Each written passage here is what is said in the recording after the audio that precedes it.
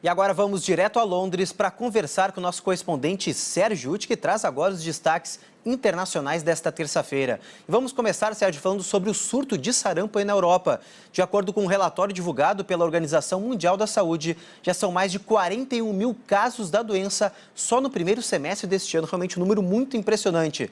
Sérgio, as autoridades já anunciaram algum plano emergencial para tentar controlar o avanço do surto? Bom dia para você. Pois é, bom dia, Cássio, bom dia a todos aí no Brasil. Pois é, chagas aí, sarampo aqui, 41 mil casos, não é pouca coisa.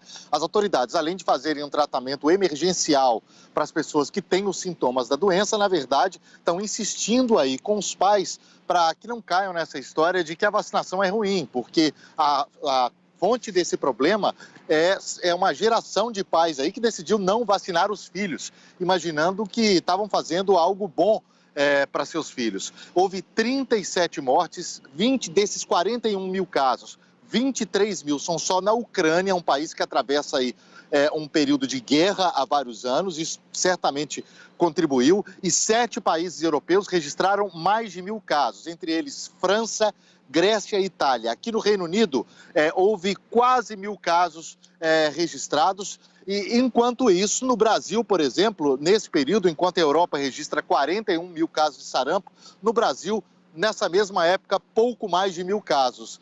Ou seja, a situação aqui é bem mais grave do que aí.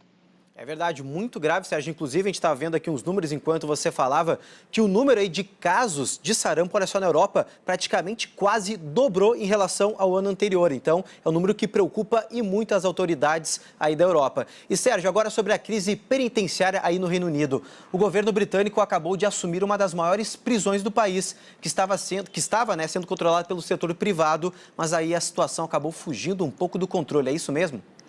Pois é outro assunto que a gente pensa que os europeus são muito melhores, têm uma estrutura muito melhor que a do Brasil. De fato, aqui no Reino Unido as prisões são poucos melhores, mas ainda assim muito problemáticas. É o caso dessa prisão de Birmingham, que é a segunda maior cidade do Reino Unido, que estava sob controle dessa agência privada, de uma empresa privada, a G4S, a G4S, desde 2011, e chegou-se à conclusão de que a situação era muito grave por conta de condições de higiene, uso de droga dentro das prisões e o número de casos de agressões, que foi quase 1.500 só nos últimos 6 meses.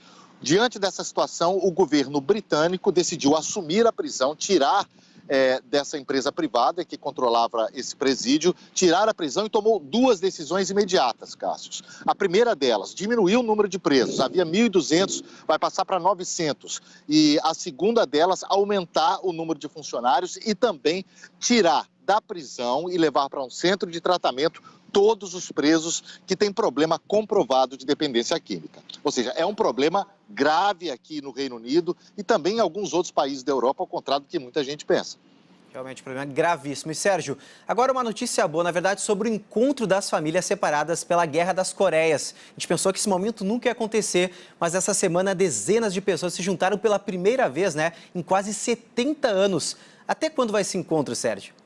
Pois é, as imagens são emocionantes, O encontro vai até amanhã.